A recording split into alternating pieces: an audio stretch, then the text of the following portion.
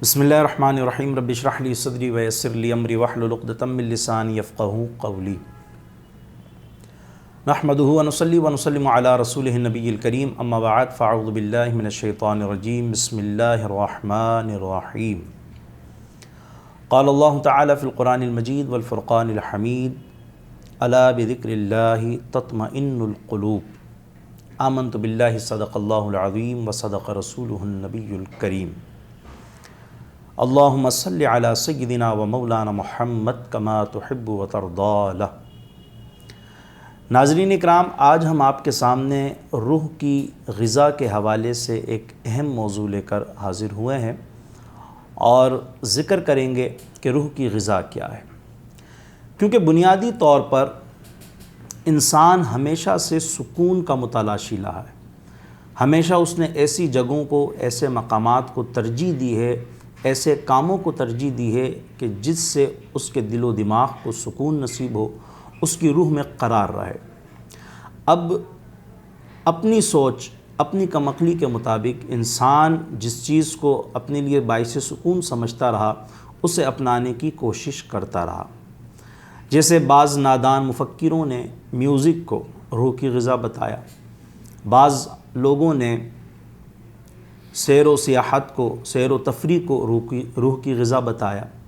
حالانکہ یہ روح کی غذا نہیں ہے، یہ روح کی تسکین نہیں ہے۔ کیونکہ جو لوگ انہیں روح کی غذا بتاتے ہیں یا میوزک کو روح کی غذا کہتے ہیں کہ جی روح کی تسکین میوزک سے ہے، ناچ گانے سے ہے، ان سے آپ سوال کریں کہ یہ اعمال کرنے کے بعد کیا آپ کو سکون نصیب ہوا؟ آپ کو وہ لوگ بھی پریشان نظر آئیں گے، بلکہ جو گانا سنانے والے لوگ ہیں وہ بھی پریشان آپ کو نظر آئیں گے۔ کیا انہیں سکون نصیب ہوا؟ یہ نفس کی غذا تو ہو سکتا ہے، یہ نفس امارہ کی غذا تو ہو سکتا ہے، لیکن یہ روح کی غذا نہیں ہے۔ اسی طرح سیر و تفریح کرنے سے کچھ وقت کے لیے دماغ سکون حاصل کر بھی لے، لیکن انسان سیر و سیاحت کے بعد جب واپس اپنے مقام پر آتا ہے تو وہی ڈپریشن کا شکار، وہی بلڈ پریشر کا مسئلہ، وہی ٹینشنوں سے گھیر لیتی ہے، سکون تو اسے نہیں ملا۔ وقتی طور پر آپ یہ کہہ سکتے ہیں کہ وہ اپنے مسائل سے بھاگا تھا سکون تلاش کرنے کے لیے، لیکن جب تک اپنے مسائل سے دور رہا اسے سکون نصیب رہا، اور جیسے ہی وہ پھر اپنی پرانی زندگی کی طرف لوٹتا ہے پھر بے سکونیاں اسے گھیر لیتی ہیں۔ تو کیوں نہ ہم کوئی ایک ایسا مستقل عمل اختیار کریں، کوئی ایسا مستقل کام اختیار کریں کہ ہم کہیں بھی ہوں ہماری روح کو تسکین ملے، ہمارا دل و دماغ پرسکون رہے، پریشانیاں، گھبراہٹ، ٹینشن، ڈپریشن سب ہم سے دور چلے جائیں، کوئی ایسا عمل۔ اور یقیناً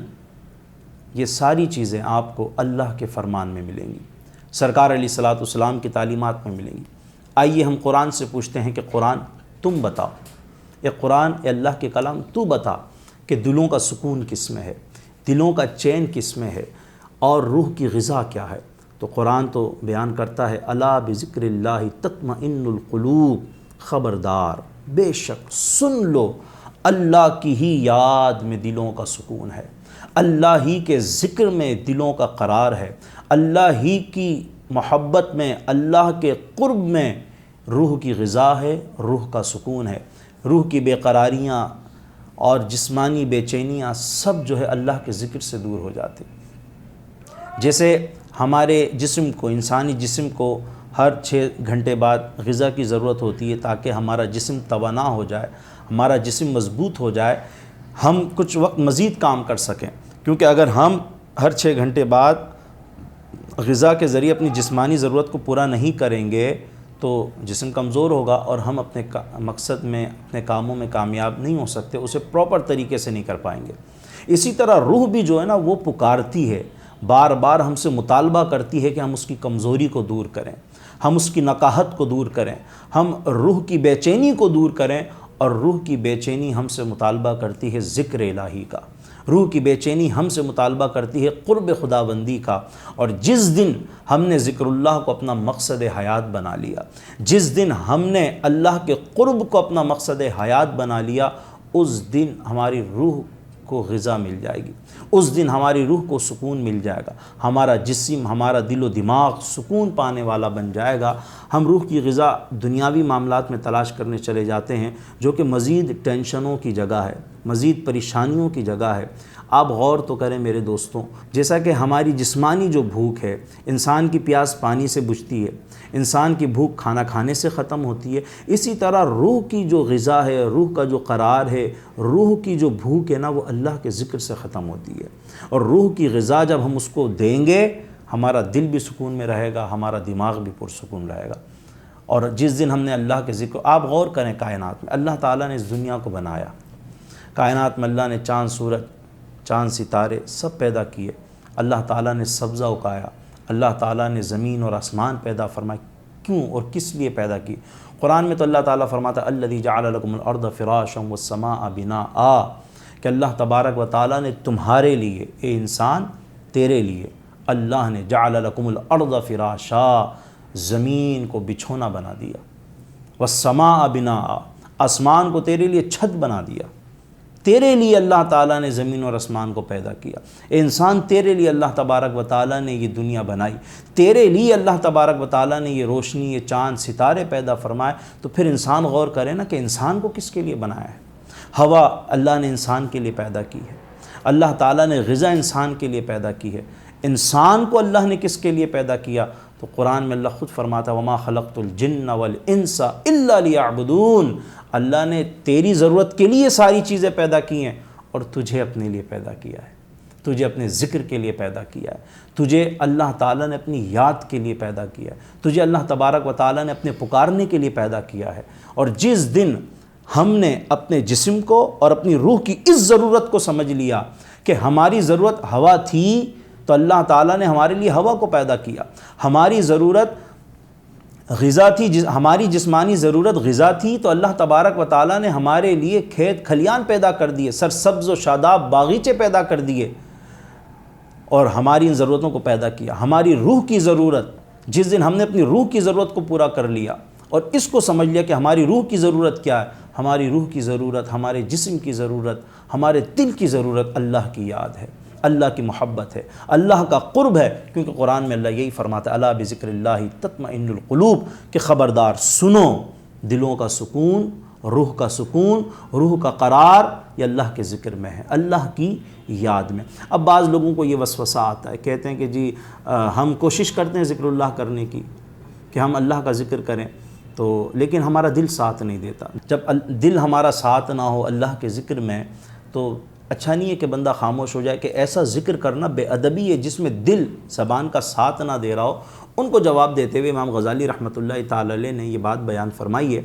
امام غزالی رحمۃ اللہ تعالی علیہ فرماتے ہیں کہ 3 قسم ہیں ایسے لوگوں کی کہ جنہیں یہ وسوسہ آ رہا ہوتا ہے، شیطان یہ وسوسہ ڈالتا ہے کہ دل زبان کا ساتھ نہیں دے رہا تو خاموش ہو جاؤ، کہ ایسا ذکر کرنا بے ادبی ہے۔ امام غزالی رحمۃ اللہ تعالی علیہ فرماتے ہیں کہ پہلی قسم تو ان لوگوں کی ہے کہ جنہیں شیطان جب یہ وسوسہ ڈالتا ہے کہ دل ساتھ نہیں دے رہا ذکر میں، تو خاموش ہو جاؤ، چپ ہو جاؤ، ایسا ذکر نہ کرو، تو وہ سمجھدار لوگ ہوتے ہیں، سیانے ہوتے ہیں، وہ کہتے ہیں شیطان تو نے بھی خوب توجہ دلائی ہے کہ دل ہمارا ساتھ نہیں تھا ذکر میں، تو اب ہم دل کو بھی ذکر اللہ میں ساتھ ملا لیتے ہیں، اب ہم دل جمعی کے ساتھ اللہ کی یاد اور اللہ کا ذکر کرتے ہیں۔ اس طرح شیطان پر بھی، اس کے زخم پر بھی نمک پاشی کر جاتے ہیں اور مزید کثرت کے ساتھ ذکر کرنے والے بن جاتے ہیں۔ دوسری قسم ان لوگوں کی ہوتی ہے کہ جب شیطان انہیں وسوسہ ڈالتا ہے کہ بھئی دل تو ساتھ نہیں ہے، ایسا ذکر نہ کرو، وہ احمق لوگ ہوتے ہیں، وہ کہتے ہیں کہ صحیح کہہ رہا ہے، شیطان کا وسوسہ یا اس کا مشورہ صحیح ہے، وہ کہتے ہیں زبان کو تھکانے کا معاذ اللہ کیا فائدہ، اس سے اچھا بندہ خاموش ہو جائے، اور پھر وہ ذکر اللہ سے غافل ہو جاتے ہیں، ان کی بے چینیاں ختم نہیں ہوتی، ان کی بے قراریاں ختم نہیں ہوتی، ان کی بے سکونیاں ختم نہیں ہوتی، بہرحال وہ خاموش ہو جاتے ہیں۔ تیسری قسم ان لوگوں کی ہے کہ جب انہیں شیطان یہ وسوسہ ڈالتا ہے کہ ایسے ذکر کا کیا فائدہ، معاذ اللہ بے ادبی ہے جس میں دل زبان کا ساتھ نہ دے رہی ہو، تو وہ پھر کہتے ہیں کہ چلو کوئی بات نہیں، اگر دل زبان کا ساتھ نہیں دے رہا ذکر اللہ میں، اللہ کی یاد میں، تو خاموشی سے تو اللہ کا ذکر بہتر ہے نا، دل بھی ساتھ ہو جائے گا بعد میں، ابھی ساتھ نہیں دے رہا، بعد میں وہ بھی مل جائے گا۔ تیسری قسم ان لوگوں کی ہوتی ہے۔ بہرحال عرض کرنے کا مقصد یہ ہے کہ ہم جسے روح کی غذا سمجھتے ہیں، ہم جسے اپنے دل و دماغ کا سکون ہم سمجھتے ہیں، دنیاوی معاملات کو، دنیاوی چیزوں کو، میرے دوستوں یہ روح کی غذا نہیں ہے، کیونکہ آپ سارے کام ایسے کرنے والوں کو دیکھ لیں جنہوں نے دنیا میں اپنی روح کی غذا، اپنے دل اور دماغ کا سکون تلاش کیا، ان لوگوں کو جا کر آپ پوچھیں کہ کیا تمہیں سکون نصیب ہوا، کیا تمہاری روح کی تسکین ہوئی، وہ آپ کو بے چینی نظر آئیں گے۔ کسی نے مال میں روح کی غذا کو تلاش کیا، مالدار ہیں پھر بھی پریشان ہیں۔ جو میوزک میں معاذ اللہ تلاش کرتے رہے، آپ غور کریں کہ اللہ تبارک و تعالیٰ کی نافرمانی کرنے میں کبھی روح کی غذا ہوگی؟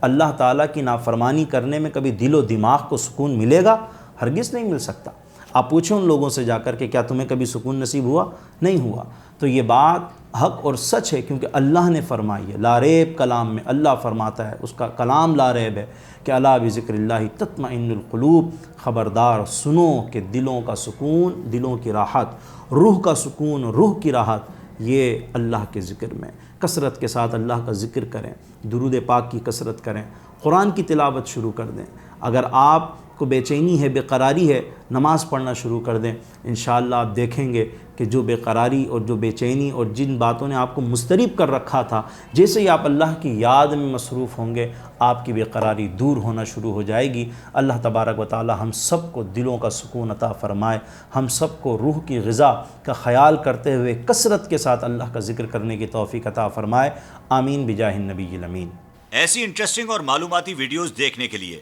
آپ ابھی ہمارے چینل اسلام اور دنیا کو سبسکرائب کریں اور بیل آئیکن پر کلک کرنا نہ بھولیں۔